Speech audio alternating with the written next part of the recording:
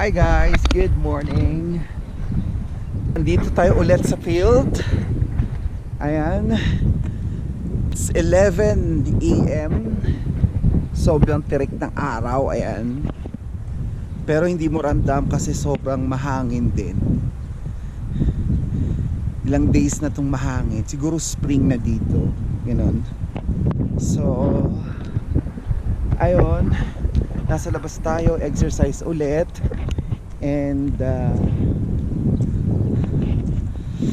sasamahan na rin natin ang paggawa ng videos. Dahil 10 years na nga tayo, pwede na tayong mag-share ng mga experience dito sa Saudi Arabia, or kung anong kaganapan or expectation kung gusto mong magtrabaho dito sa Saudi Arabia. Ganon, para sa mga kababayan natin gusto magtrabaho sa Saudi Arabia, or yung meron na silang trabaho dito sa Saudi Arabia, yung mga baguhan. So I have 5 facts, expectation kung magtatrabaho ka sa Saudi Arabia. So ang unang expectation kung magtatrabaho ka sa Saudi Arabia ay ang culture. Different culture ng Saudi Arabia. So alam naman natin, Saudi Arabia ay a Muslim country. So ito yung Muslim country na daming bawan. So nung pumunta ako dito, so nag-o-observe lang ako kung anong dapat gawin sa mga bagay dito, mga bagay na hindi pwede sa Saudi Arabia. So alam mo naman natin na pag bago ka isabak dito sa Saudi Arabia, or bago yung flight mo papuntang Saudi Arabia or sa ibang bansa, binibrief ka muna regarding sa culture, especially dito sa Middle East. Ayun, kumbaga binibrief muna ng agency, or meron tayong tinatawag na, nakalimutan ko kung ano yun, yung training na yun. So ayun, dati kasi way back 2015, hindi ka pwede magsuot ng sando sa labas in public, at saka shorts ng maiksi above the knee. Pero ngayon 2022 yata, pwede nang magsuot ng shorts above the knee. Inilabas mo yan ng government or ng mga kaukulan dito sa Saudi Arabia. Pero sa masjid hindi pwede, sa mga ganong establishment. Syempre ano yun holy yun sa kanila. So madami pang culture shock yung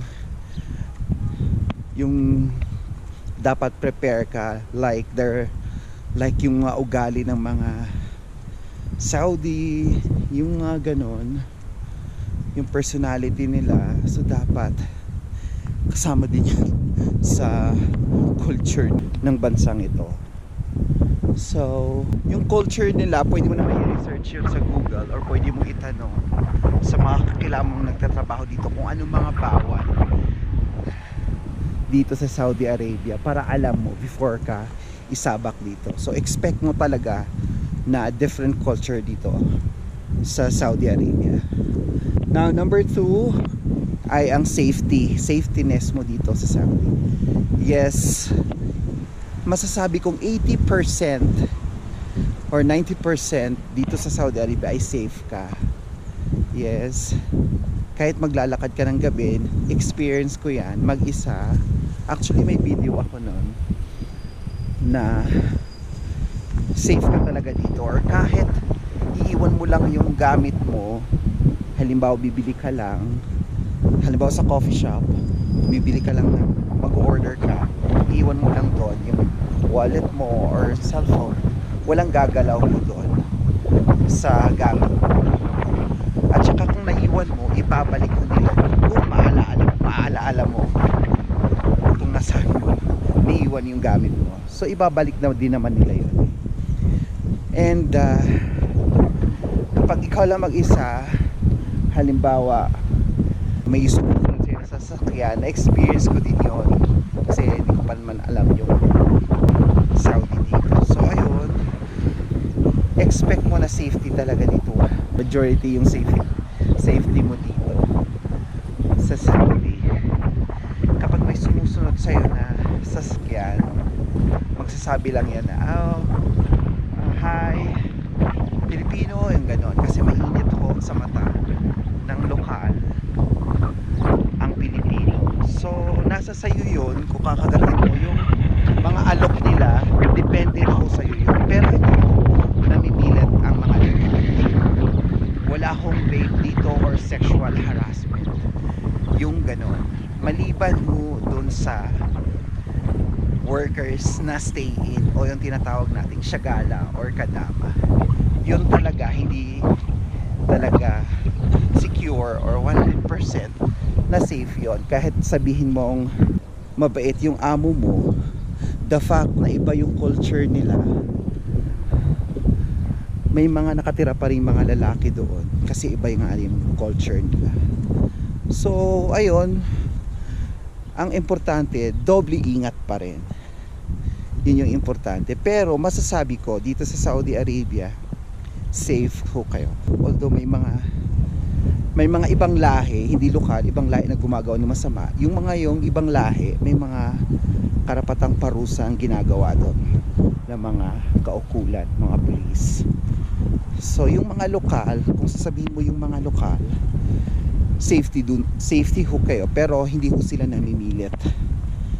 So yung pangatlong expectation ay ang full-time work, yung trabaho ka talaga ng malala dito. So although sabihin mo sa contract 8 hours ka lang, meron kang overtime, yung ganon, hindi po nasusunod yung contract ng Pilipinas, yung sinain mo, hindi. Kasi yung mga Saudi, pera ho yung gusto nila, dapat makakabenta ka talaga doon sa business nila. So dapat trabaho ka ng trabaho. Halimbawa wala ka na sa trabaho, natutulog ka, tatawagan ka talaga nila para magpagawa doon sa shop. So ayun, maswerte ka kung contract mo nasusunod, pero most of the time trabaho talaga. Kung halimbawa may customer na magpapagawa ng ganito, tatawagan ka ng boss mo, kailangan gawin mo. Ayun, maswerte ka rin kung merong overtime. Yung iba nagbibigay ng overtime, yung iba hindi. Minsan yung iba more than 8 hours po yung trabaho pero walang overtime. So expect mo na full time talaga yung trabaho mo dito sa Saudi Arabia. Kaya dapat kapag nag-apply ka or gusto mo magtrabaho sa Saudi Arabia, buo ang loob mo at saka prepare ka dapat. Prepare yung katawan mo. Kasi experience ko na rin yun. Kahit gaano ka pa magreklamo or maswerte ka, yung boss mo nagbibigay ng overtime. Pero kapag hindi, wala. Kaya trabaho talaga. Kasi yun yung pinunta natin dito sa Saudi. Yung minsan yung ibang Pilipino, may makakakilala ko doon, magagawa na lang ng reason na nagkakasakit para lang talaga hindi magawa yung trabaho. But all in all, expect talaga na trabaho, full-time work talaga yun magagawa mo dito sa Saudi Arabia. So yung pang-apat na expectation, pagkain. Ma-adapt mo yung pagkain ng Arab. Dito wala kang mahahanap na pagkain Pilipino, maliban lang sa kapag nakatira ka sa big city like Riyadh City, nandun ako. Pero sa Riyadh City kasi mabibili mo lahat ng produkto ng mga Pilipino o yung mga Filipino products na gusto mong lutuin. Pero sa probinsya ng Saudi Arabia, wala ko kayong mahanap na Filipino food. Yung gusto mo magluto ng ganito, ng ganyan, pero wala kang mahanap na ingredients. So ganon. So as a Filipino, wala kang magagawa. So may mga pagkain ready na sa restaurant like Bukhari, Kabsa. Yun ang mabilis ang pagbili or halimbawa yung itlog, yung noodles, yun yung madaling kinakain. Pero usually ma-adapt mo talaga yung pagkain ng mga Arab. Expect talaga na makakatikim ka ng mga Arab food. So sa big city, madaming choices na restaurant kung mahilig kang kumain sa restaurant. Kung mahilig kang magluto sa bahay, talagang mapapahanap ka ng ingredients sa kahit saan. Pero 100% talagang matitikman mo ang mga Arab food. Dito ka na sa Saudi, tikman mo na rin yung mga pagkain ng mga Arab, yung ganon. May mga spices kasi silang, alam mo yung pang Arab lang talaga na spices, yung ganon. So yun yung expectation, yung ma-adapt mo ang pagkain mga Arab. So yung panglimang expectation kung magtatrabaho ka dito sa Saudi Arabia ay ang language. Matuto ka talagang magsalita ng Arabic, kahit yung simpleng jadid, ana jadid, shway, fulus, yung mga ganong simple, talagang expect mong matutunan mo talaga yun. Kasi for me, importante din yung lengguwahe na matutunan mo para madaling makipag-communicate sa lokal, ganon. Like katulad ko, ako kasi yung humaharap sa customer, so I have an interaction with the customer, so dapat alam ko yung lingwahe nila. So unti-unti malalaman mo or matututo ka, kasi kapag eager ka naman or gusto mong matuto, talaga matututo ka. May mga lokal na malalim magsalita ng Arabic, pwede ka naman magtanong kung hindi ka nahihiya, yung mga ganun. Kasi ako nagtatanong talaga ako either sa boss or sa mga mababait na customer. So ayun, yun yung expectation mo na matututo ka talaga ng lingua. Sabihin mo ayaw mong matuto, pero may mga bagay na maririnig mo sa lokal, kung ano mga pinag-uusapan lang, kahit yung isang word lang, talagang matututo ka. So ayun,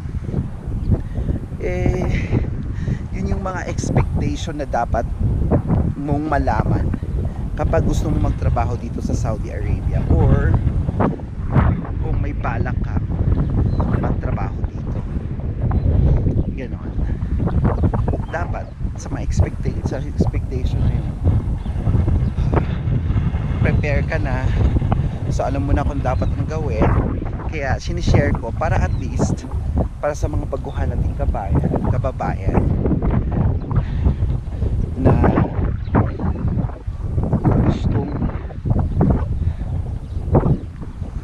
gustong maging mapayapa yung buhay nila, or gustong maging easy lang yung life na habang nandito sila sa Saudi Arabia. Kasi alam natin na mag-isa lang tayo dito, so sarili lang din natin yung makakatulong natin.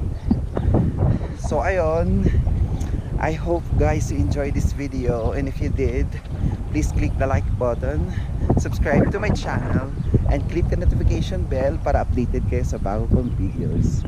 So guys, see you on my next adventure. Bye bye.